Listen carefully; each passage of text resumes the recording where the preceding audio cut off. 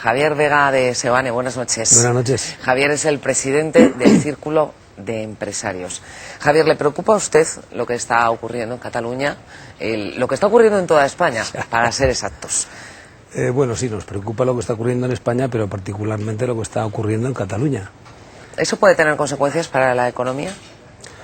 Hombre, sin duda, yo creo que particularmente para la economía catalana, pero también para la economía española.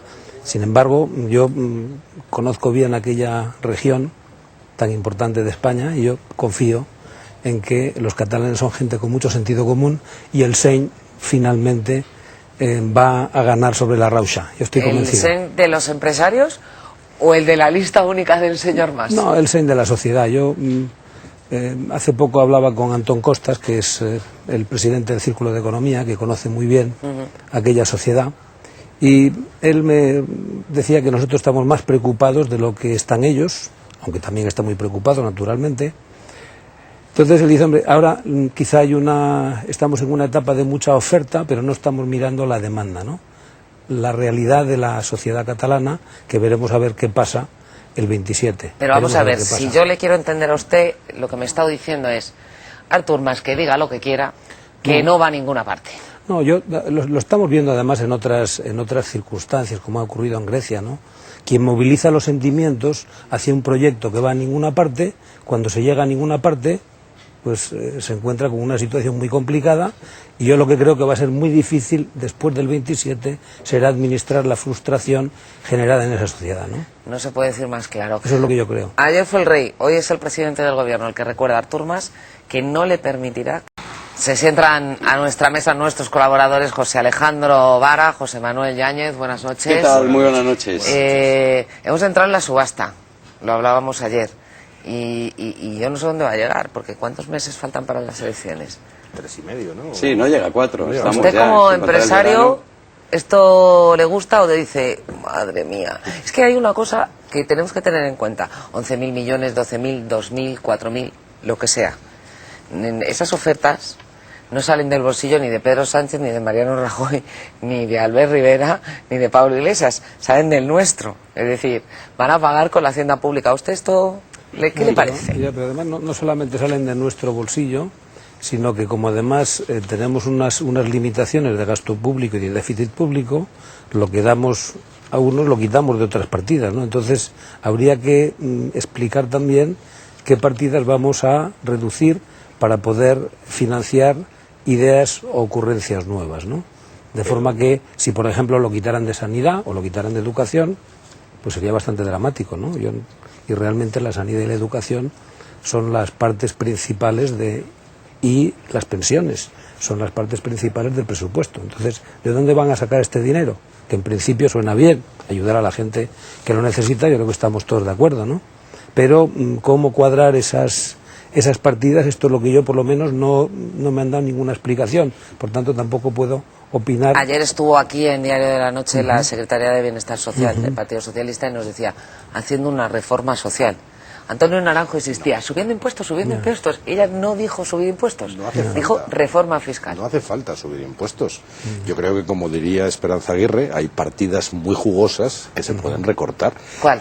Vamos a ver, yo creo que ni el Partido Socialista ni el Partido Popular, y el Partido Popular ha tenido una ocasión magnífica para hacerlo con mayoría absoluta, han llevado a la práctica lo que muchos ciudadanos están esperando y les pedían al Partido Popular y a todos, y es acabar con esta estructura elefantiásica duplicada y triplicada de la administración pública, que generaría unos ahorros considerables. Eso no se hace en 2 días, por supuesto que no, pero eso se comprometió el Partido Popular, el Partido Socialista por responsabilidad debería hacerlo, y el resto de partidos por responsabilidad también deberían hacerlo. Algunos, por cierto, lo llevan en su programa, y de ahí saldría el dinero suficiente, no solamente para atender, quizá estas medidas a lo mejor son demasiado electoralistas, a algunos se les ve el plumero, especialmente al PSOE y al Partido Popular, pero esos recortes nos permitirían dejar a un lado las políticas que no permiten que los ciudadanos más desfavorecidos se sientan atendidos por el Estado, que para eso pagamos impuestos, además de para otras cosas, y permitiría pues llevar a cabo políticas de esta naturaleza, y nos dejaría a todos muchísimos Pero mira, más satisfechos. abandona toda esperanza. Por Porque supuesto. esperábamos que estos representantes de la nueva política, que en la campaña electoral, lo que tú has dicho, recortar, evidentemente, hay una estructura elefantiásica y evidentemente también hay donde meter la tijera. Pero esperábamos algo más de ellos, por ejemplo, el tema de las diputaciones. En el tema de las diputaciones se podía haber entrado sin demasiado problema, teniendo en cuenta que incluso en su momento tanto PP como PSOE hablaron no.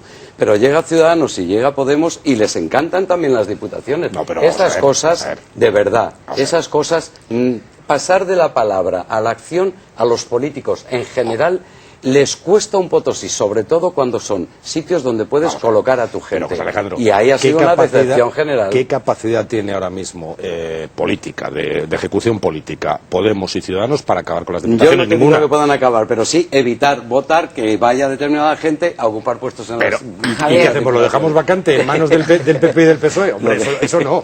Cuando queremos abordar el debate, yo quiero el debate. No yo quiero el gusta debate. meter mano No, en a las mí- infraestructuras que a realmente mí me encanta. ahora mismo se están utilizando simplemente como locales de colocaderos. Son Sí, colocaderos. diputaciones. Y eso les pasa a todos los partidos. Diputaciones, Perdona que te fusión diga. de ayuntamientos. Pero venga, pero ya, ¿dónde hay que Javier, firmar? ¿de dónde recortamos? ¿Dónde? Usted que sabe lo que es gestionar No. una empresa. Hombre, yo creo que efectivamente teniendo en cuenta las limitaciones de déficit y los compromisos que ya tenemos con nosotros mismos y con Europa, porque evidentemente no solamente es lo que nos impone Europa, sino lo que España necesita para seguir creciendo, ¿no? De manera que, teniendo en cuenta esas limitaciones, cuando se propone una idea de gasto, habrá que ver de dónde se ahorra, ¿no? Porque el dinero no podemos financiar nuevas ideas con nueva deuda y con nuevo déficit. Por tanto, a mí me parece muy bien, no cabe duda que el gobierno actual pues ha hecho algunos deberes, pero naturalmente insuficientes. Hablábamos de las diputaciones, yo creo que las diputaciones, bajo el punto de vista económico, no hay tanta chicha, pero los ayuntamientos, tenemos 8.200 ayuntamientos. ¿Usted sería partidario de empezar a fusionarlos ya? Bueno, es que no tiene sentido que sigamos teniendo los ayuntamientos que teníamos hace 100 años, con una logística, con unos sistemas de comunicación, con unas economías de escala, con unos servicios que nada tienen que ver con lo que tenía entonces. Las empresas y todas las organizaciones que tienen un mínimo de dinamismo se han ido adaptando y el Estado poco. Si hay algo bueno que ha salido de esta crisis, y han salido varias cosas, incluso se puede decir hasta muchas buenas, es que se ha dignificado el papel del emprendedor, del empresario. Ahora son ustedes los que crean empleo, riqueza, bienestar, y Sí, todo el mundo les siempre. mima con palabras. Siempre, Mi siempre lo pregunta, hemos ¿con creado. hechos también?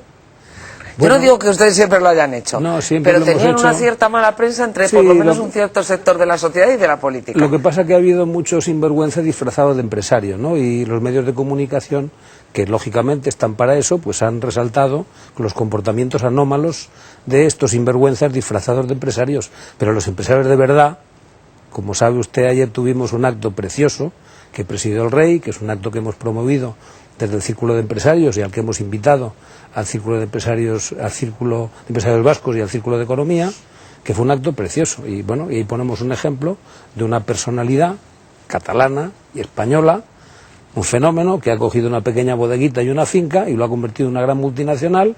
Presidente de Freixenet, presidente de las cámaras de comercio, que lo vimos ayer aquí en Diario de la El presidente de la Cámara, este es el sobrino.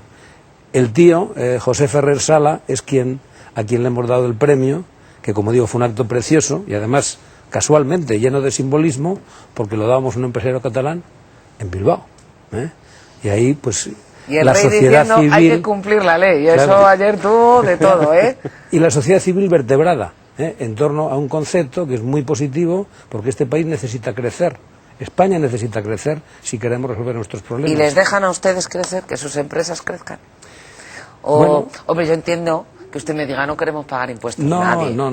Pero No digo dentro eso. de lo que No. es cumplir las... No, a mí si me dicen que no pago impuestos, No. le aseguro que estoy No, encantada. pero bueno, Pero- nosotros sabemos, Claro, nosotros sabemos bien, que tenemos que dentro de sostener lo el estado del razonable, bienestar. dentro de lo razonable, se han queremos es pagar removido más. los obstáculos de los que ustedes se quejaban al comienzo de esta crisis para emprender, crear puestos de trabajo, crear riqueza, o todavía quedan muchas cosas? Vamos por hacer? avanzando, pero queda mucho, ¿eh? Nosotros estamos haciendo un proyecto que es el barómetro de los círculos, donde comparamos la posición competitiva de España con los mejores países del mundo. Y queda mucha tela que cortar, ¿eh? Por tanto, ahora que está soplando el viento de pida popa... usted que estamos en campaña. Queda mucho camino por recorrer. Lo que pasa es que nosotros a efectos electorales contamos poco. Somos pocos empresarios y hacen falta muchos votos. Pero es muy importante la opinión de los empresarios, pero a efectos, Sí, por sí, ejemplo, no, y de, la damos, para emprender, retener el talento es una cosa que en España no hemos sabido hacer en estos años. Sí. Y nada se ha hecho desde, Bueno, yo creo desde que el gobierno central. Yo creo que las empresas han hecho bastante bien sus deberes, se han ajustado. El mercado interior se ha ido a pique y nos hemos ido al exterior. Hemos pasado de un 23% de exportaciones a un 34%. Las grandes empresas han hecho también una labor de empresas tractoras para que las medianas también se internacionalizaran. Naturalmente, también tenemos nosotros mucho que hacer, ¿eh? Tenemos muchísimo que hacer y, entre otras cosas, es mejorar también nuestra estrategia de responsabilidad social corporativa, porque está claro que el Estado no resuelve todos los problemas, que nosotros también tenemos que remangarnos y ayudar, contribuir particularmente en esta fase que va a durar mucho tiempo hasta que salgamos del todo. Tenemos que ayudar a que el país resuelva sus problemas. Hablabas, José, perdóname, Sí, déjame sí, ver cómo un no, dato cómo no. y ahora te doy la palabra. Hablabais de talento. Tenemos a los mejores alumnos, estamos trabajando para tenerlos, y después esos alumnos, cuando acaban su periodo de formación, tienen una oportunidad en nuestras empresas, en nuestro mercado laboral, porque ese es el gran reto, integrar a la nueva generación. ¿Cómo les hacemos un hueco en el mercado laboral? Bueno, en los rankings, el ranking de Shanghái, que es el más importante, que naturalmente nos salimos bien parados, ¿no? No tenemos ninguna universidad pública entre las 200 mejores del mundo. O sea, que usted pide que Por lo el forme contrario, mejor el sistema. Vamos a ver, la educación es la madre de todos los bienes y todos los males de una sociedad, ¿eh? Y evidentemente, y además empíricamente se puede ver que hay una correlación entre la calidad del sistema educativo de las naciones y su competitividad, ¿eh? Por tanto, no solamente como ciudadanos, los empresarios necesitamos y pedimos como tema más urgente a largo plazo para España que mejore el sistema educativo, pero también para que mejore en un periodo que vamos a tener enormes cambios, hay que conectar el sistema educativo con la sociedad, con la demanda, con las empresas, ¿eh? Y esa vertebración de la sociedad civil, de las empresas con los poderes públicos es muy importante y en España brilla por su ausencia, lamentablemente. Brilla por su ausencia, además me da la sensación de que antes hablábamos si se toman en serio o no los políticos determinados ajustes, determinado control en el gasto, determinada forma de recortes de asuntos que no son necesarios. En el tema de la educación yo estoy totalmente de acuerdo con lo que dice el presidente. A mí me da la sensación de que un gobierno como el del Partido Popular, que ha luchado por sacar adelante una ley importante como es la LOMCE, el ejemplo que está mandando a la sociedad ahora mismo de un ministro que se baja en marcha, que llega un ministro que le quedan 5 meses, que está planteando una serie de puntos que dice, bueno, pero alma de cántaro, con perdón de la expresión y con todo mi cariño al señor Méndez de Vigo, a quien le tengo muchísimo respeto. Pero ¿qué es esto? Lo de la FP, pues sí, lo de la FP, ya sabemos que lo de la FP necesita esto. Ya sabemos lo del precio de los libros de texto. Ya sabemos todas estas cosas que no se lo han tomado en serio desde mi punto de vista y estoy totalmente de acuerdo. El tema de la educación es clave y no se ha conseguido en este país en 30 años que los partidos de un color y de otro hagan finalmente una ley como Dios manda, que necesita esta sociedad, que necesita imperiosamente, de la mano, con un consenso y pensando en que sirva para los próximos 20 años. A mí me parece que sin eso muy difícil lo tenemos. Luego es cierto que hay empresas con mucha sensibilidad a la hora de incorporar jóvenes. Oye, me acuerdo de aquella Fundación Universidad Empresa que funcionó durante mucho tiempo, que era un ejemplo, estamos hablando de hace muchos años, de sensibilidad de empresarios y determinada forma de entender lo que es cursos académicos y universidades. Pero ahora me temo que estamos... Si se me permite una adición al comentario que estábamos haciendo antes, curiosamente, al mismo tiempo que estamos tan mal situados en el ranking de Shanghái, tenemos 3 de las mejores 10 escuelas de negocios del mundo. Sí, es Por tanto, España, no cabe duda que tenemos aquí capacidades para generar sistemas educativos muy eficientes y bien conectados con la demanda de la sociedad. Por tanto, yo creo que aquí es un problema de como decía hace un momentito, de que haya un pacto de Estado, y además lo ideológico es verdad que cuenta, pero lo empírico cuenta más. Veamos lo que funciona en otros sitios. Y no digo que lo copiemos todo, pero adaptémoslo a nuestra sociedad. Y luego esos chicos terminan, imaginemos que muy bien formados, todos en la escuela, y no tienen trabajo. ¿Hace falta una nueva reforma del mercado laboral? De todas maneras, yo creo, hombre, sí, evidentemente, como estamos en un mundo que cambia tanto... ¿Una reforma en qué dirección? Hace falta más flexibilidad, eso digamos que es el vector que debe conducir pero eso tiene cualquier múltiples reforma. lecturas, puede ser decir, vamos a hacer un contrato único, vamos a cambiarle el modelo de formación, vamos a abrirlo a la intermediación de las empresas de trabajo temporal y el INEM o el Servicio Público de Empleo, como no funciona, lo orillamos. Eso de flexibilidad es una cosa muy amplia que suena muy bien, pero ¿en qué la concretamos? Yo lo concretaría fundamentalmente en que lo que es muy importante es que podamos negociar en la empresa, porque cada empresa es un mundo. Un sector, no se puede hacer una negociación sectorial, no se puede hacer una negociación provincial o nacional. Está bien hacerlo porque hay una referencia y muchas empresas que son demasiado pequeñas y que necesitan. Pero cuando una empresa tiene una cierta dimensión, que pueden el empresario, la dirección y los trabajadores ponerse de acuerdo para ver cómo puede mejorar su posición competitiva, hay que dejar que la empresa negocie, que negocien ellos. Tenemos casos muy evidentes en España con el sector de la automoción, que gracias a esa negociación interna dentro de la empresa se han mejorado posiciones competitivas y estamos viendo lo que está pasando, que todos están invirtiendo y en lugar de deslocalizar fábricas de España hacia afuera, está ocurriendo lo contrario, de países que teóricamente son mejores que el nuestro, se están deslocalizando e invirtiendo aquí en España. Por tanto, hay que seguir estas lecciones porque son evidentes. Por tanto, pues, sigamos este camino, ¿no? Dos o tres ideas respecto a lo que se ha comentado.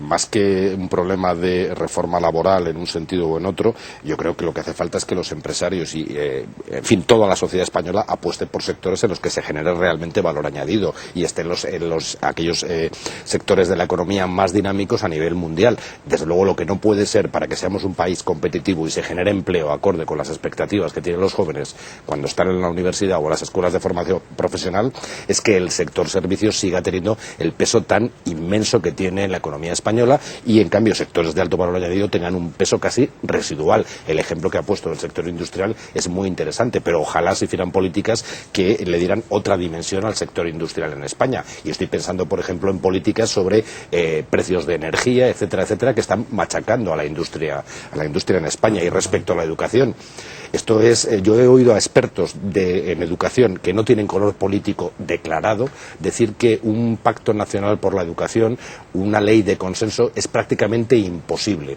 Pero sí es verdad que lo que se echa en falta al menos es un acuerdo, ya no digo un pacto, un acuerdo de distintas fuerzas políticas que miren no pensando en sus intereses electorales de dentro de 4 años, sino que piensen en una generación completa y se haga un acuerdo nacional por la educación y se cree un modelo en el que todo el mundo se comprometa a no tocarlo, a dejarlo tranquilo, a dejarlo progresar y evolucionar y en el que se reivindique, naturalmente, planes de estudio más acorde con la realidad en la que nos encontramos y se reivindique y se consiga el potenciar la labor del maestro. Y ahí sí yo copiaría, como bien decía usted, a gente que lo está haciendo realmente bien, como por ejemplo en Finlandia o en otros lugares. Pues nada, ya tenemos tarea para este verano. Se me acaba el tiempo, Javier. Un placer tenerle aquí esta noche. Alejandro, José Manuel, gracias a los dos. Gracias, muy buenas noches. Esta noche.